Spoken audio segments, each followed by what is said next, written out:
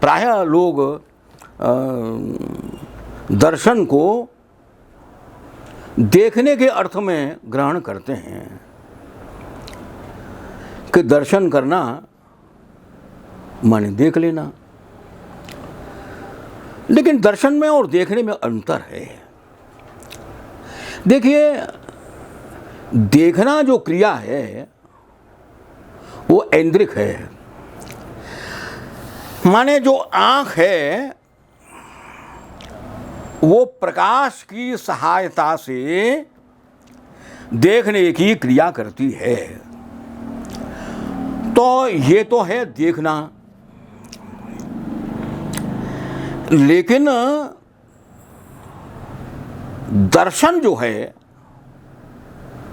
वो इससे व्यापक चीज है। दर्शन ऐन्द्रिक व्यापार नहीं है। देखिए, हम बिहारी जी के दर्शन करने के लिए जाते हैं तो वहां हम ये नहीं कहते कि हम बिहारी जी को देखने के लिए जा रहे हैं, कोई नहीं कहता। हम शिव जी के दर्शन करने के लिए जा रहे हैं, ये तो कहते हैं शिव जी को देखने जा रहे हैं। हाँ, किसी मरीज को देखने के लिए जा रहे हैं ये जरूर कह देते हैं, लेकिन वहां ये नहीं कहते कि मरीज का दर्शन करने के लिए जा रहे हैं। इसका माने क्या है कि दर्शन और देखना पर्यायवाची शब्द नहीं है। तो दर्शन शब्द जो है वो ऐन्द्रिक नहीं है, वो अतीन्द्रिय है। सच्चाई तो यह है कि जब मनुष्य चिंतन करता है, मनुष्य के चिंतन करना चित्त की गति, ये भी चित्त की गति है। ये तो चित्त की गति है, तो चित्त की गति किस ओर है कि माने जो स्थूल से सूक्ष्म की ओर चल रही है, जो लघु से विराट की ओर जा रही है, जो इंद्रिय से अतीन्द्रिय की ओर जा रही है, जो लघु से विराट की ओर जा रही है। चित्त की में ऐसा भी तो होता है ना कि जब हम इस विराट को देखते हैं तो हम अपने से निकल आते हैं, अपने से अपनी जो मैं की जो मेड़बंदी है, मैं की जो सीमा है, जो परिधि हमने हर वक्त बांध रखी है ना, उस जेल में हम रहते हैं, मैं की जेल में हम रहते हैं। तो कभी कभी मन करता है कि जेल में से निकलो, तो वो जेल से निकलने की जो प्रक्रिया है ना, वो विराट में जाने की जो प्रक्रिया है, वो इंद्रियातीत की ओर जाने की प्रक्रिया है, जो स्थूल से सूक्ष्म की ओर जाने की जो प्रक्रिया है, वो प्रक्रिया दर्शन है, वो प्रक्रिया दर्शन है। ये असल में फिलॉसफी शब्द जो है ये केवल फिलॉसफी शब्द के साथ ही नहीं हुआ भाई साहब। ये देखो ट्रेडिशन के शब्द के साथ भी है, इंडिपेंडेंस शब्द के साथ भी है, हैं कि अब ये हम कह देते हैं ट्रेडिशन का पर्यायवाची है परंपरा। अरे कोई पर्यायवाची होता नहीं। ट्रेडिशन शब्द का अर्थ परंपरा है ही नहीं है। एक पेन है, मैंने आपको दिया, आपने दूसरे को दे दिया, तीसरे को दे दिया, चौथे को दे दिया, ये ट्रेडिशन है। परंपरा वो है जो आपने परिष्कृत किया, वो परिष्कृत करके आपने दूसरे को दिया, परिष्कृत करके तीसरे को दिया, वो निरंतर परिष्कार होता चला आया। अरे ज्ञान विज्ञान की धारा तो ऐसी बढ़ी ना भाई, तभी तो ज्ञान का परिष्कार हुआ, मेधा का परिष्कार इसी प्रकार से, मनुष्य की मेधा का परिष्कार इसी प्रकार से तो हुआ। अब यही साथ फिलॉसफी शब्द के साथ है। फिलॉसफी शब्द का जो मूल अर्थ है वो है तर्कशास्त्र। वो तर्क कर रहे हैं, वो बहस कर रहे हैं, वो एक में से एक कारण तत्व निकाल रहे हैं, ढूंढ रहे हैं, बिल्कुल ठीक, कोई बात नहीं है। सत्य को पहचानने के लिए, सत्य की व्याख्या करने के लिए, सत्य को परिभाषित करने के लिए आप तर्क कर रहे हैं, बहुत अच्छी बात है, ठीक है। लेकिन दर्शन उस सत्य को ग्रहण भी करता है ना। तो ये जो इंद्रियातीत की ओर जाने की जो प्रक्रिया है, चित्त की जो गति है, उसको हम दर्शन कहते हैं। और जो इंद्रिय, आंख नाम की इंद्रिय की जो प्रक्रिया है, जिसे हम देखते हैं कि ये काला है, कि ये गोरा है, कि ये पीला है, कि ये लंबा है, कि ये ठिगना है, कि उसकी जो विभिन्न आयाम हैं, उन विभिन्न आयामों का जो हम ज्ञान करते हैं इंद्रिय, जिस इंद्रिय से, आँख की नाम की इंद्रिय से, उसको हम देखना कहते हैं। तो देखना दर्शन। अब है भावन करना। अब देखिए, मनुष्य का चित्त जो है, उसने दर्शन किया, वो सूक्ष्म तक पहुंचा, सूक्ष्म से सूक्ष्म तक पहुंचा, अणोरणीयान महतो महियान, उस तत्व तक का उसने अनुभव किया। उसके बाद में उसके मन में ये बात आई कि अब इसको ग्रहण कैसे करें, इसको आत्मीकृत कैसे करें। वो जो विराट तत्व उसने देख लिया, वो जो सूक्ष्म तत्व उसने जो देख लिया दर्शन में, जिसका उसने अनुभव किया। यहाँ देखने का अर्थ वो अनुभव है, इंद्रियातीत अनुभव, वो इंद्रियगम्य नहीं है ना। थोड़ा सा इसको ऐसे ही समझ लीजिए जैसे कि देखो, देखना कहते हैं आंख से देखना, आंख से देखना। लेकिन अब जैसे सपना है, अब आपकी आंखें तो बिल्कुल बंद है, अब वो देखना कैसे हो सकता है, आप बताओ। आपकी आंखें बिल्कुल बंद है, वो आप कह रहे हैं हमने देखा। देखा कहां? आंखें तो आपकी बंद थी नहीं। वो सारी चीजें बिंब के रूप में आपके अनुभव में उतरी, उसका अर्थ केवल इतना ही है। क्योंकि इंद्रिय अंततः अपना जो संवेदना, अपना जो सेंस है, वो मन तक पहुंचाती है। इंद्रिय का काम मन तक पहुंचता है, उसकी गति बाहर। इंद्रिय तो एक खिड़की की तरह से है कि उसने विराट को देखा, विश्व को देखा, जो भी दृश्यमान है उसको देखा, जो श्रव्यमान है उसको उसने सुना। ये जो पांच इंद्रिय जो हैं, वो पांच इंद्रिय एक तरीके से बाहर के संसार की खिड़कियां हैं हमारे शरीर में, जिनसे हम सुनने का या देखने का या चखने का या स्पर्श का या ये इस प्रकार का जो अनुभव है, घ्राण का, गंध का, सूंघने का, वो अनुभव ज्ञान करते हैं। और वो ज्ञान कहाँ तक पहुँचाता है वो इंद्रिय? वो मन तक पहुँचा देता है।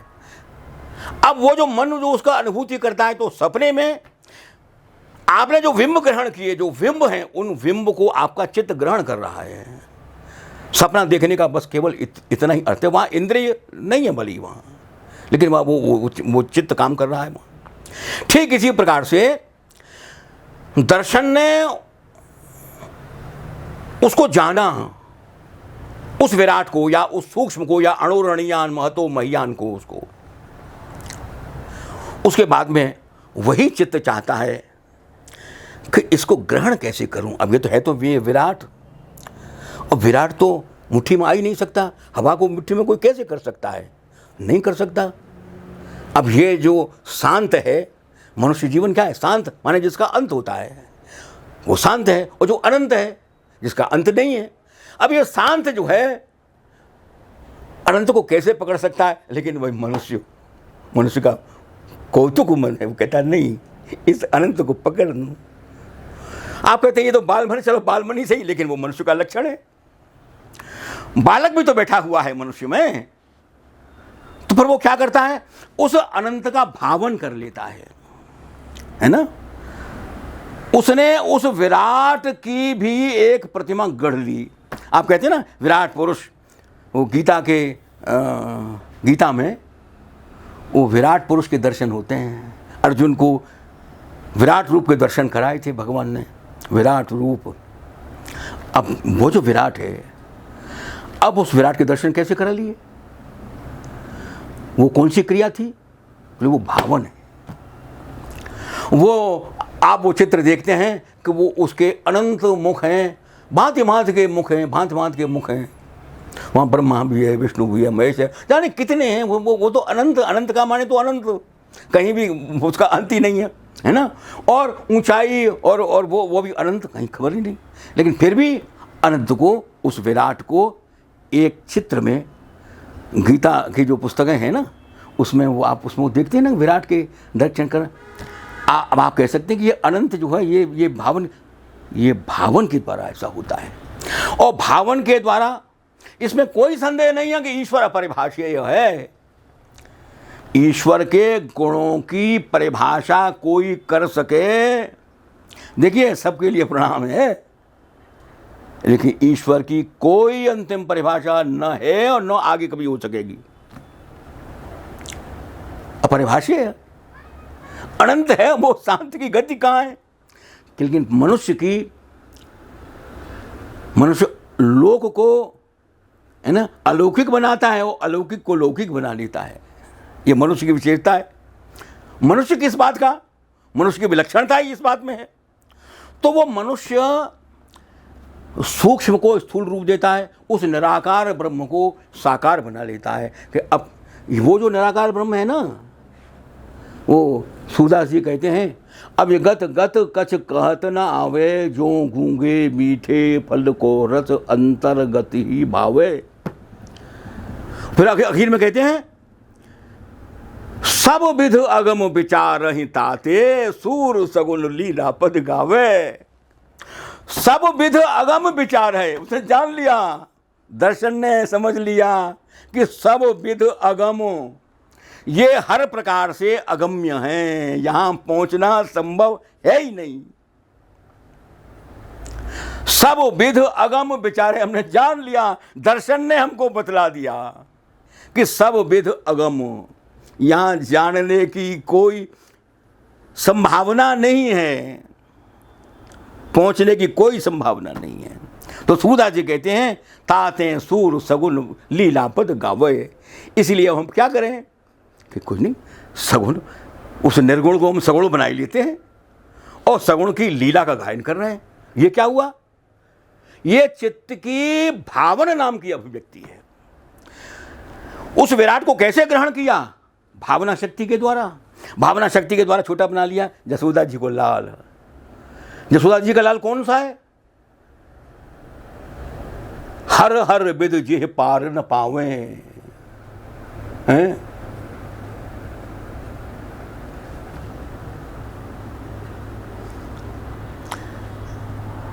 वो जो वेद वेदांत का जो रहस्य है, मधुसूदन सरस्वती का वाक्य है वहां,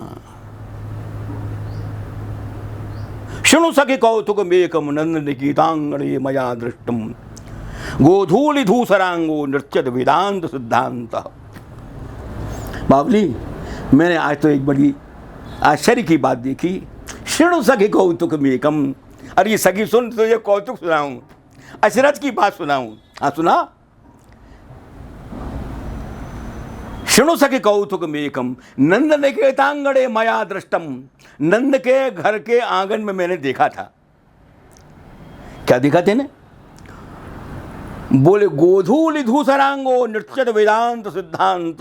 वह वेदांत का सिद्धांत जिसका पार पाना सुर नर मुनि ऋषि मुनि किसी के बस की बात नहीं है, बड़े बड़े मनुष्यों की बात नहीं है, ब्रह्मा जी की बस की बात नहीं है, महेश के बस की बात नहीं है। वह वेदांत का सिद्धांत गोधूलि धूसरांगो नृत्यति, गाय की धूल से धूसरित अंग वाला होकर नाच रहा था। अब यह कैसे हुआ कि दर्शन से चित्त की जिस गति ने स्थूल से सूक्ष्म की दिशा में जाकर के,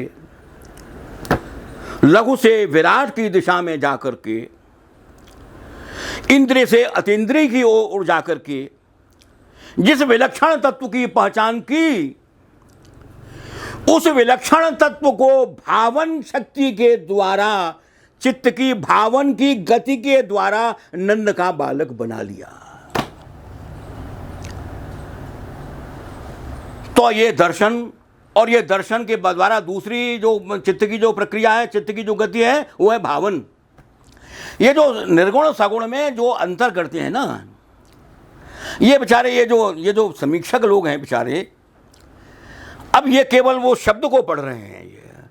यदि ये स्वयं साधुओं की संगति में गए होते, स्वयं वृंदावन में ये रमे होते, स्वयं अयोध्या में ये रमे होते, स्वयं पुरी में ये रमे होते, ये तो रमने की बात है यार, किताब की तो बात ही नहीं है।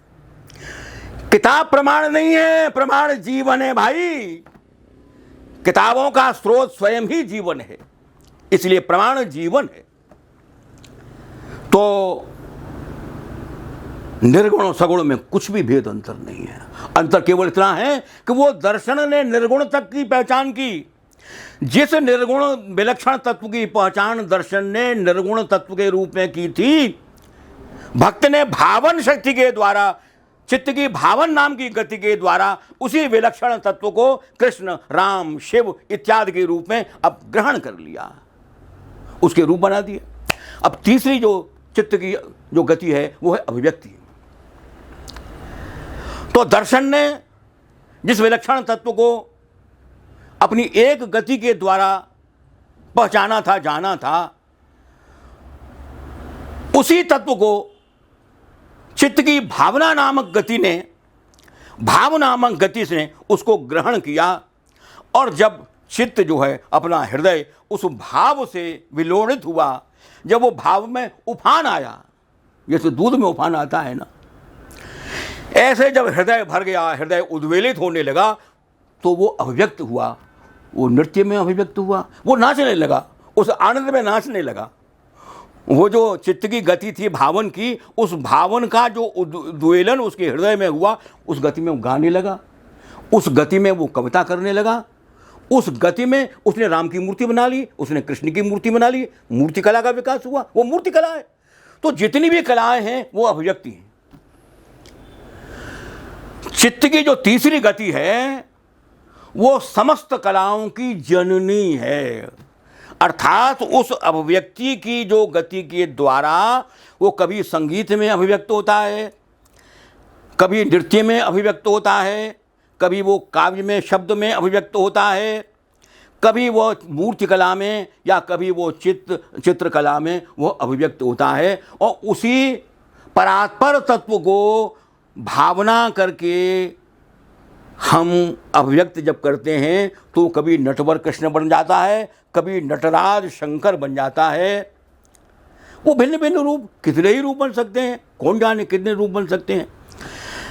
तो इस प्रकार से दर्शन, भावन और अभिव्यक्ति ये चित्त की तीन गतियां हैं। और ये तीन गतियों को हम लोक जीवन में या अभिजात वर्ग के जीवन में, हम साधुओं के जीवन में, उन्हीं को हम संतों में पहचान सकते हैं, उनको ही हम सगुण धारा में पहचान सकते हैं, उन्हीं को राम धारा में पहचान सकते हैं, उसी को हम कृष्ण धारा में पहचान सकते हैं। ये तीनों भिन्न भिन्न नहीं हैं, ये मनुष्य चित्त की एक ही प्रक्रिया के तीन रूप।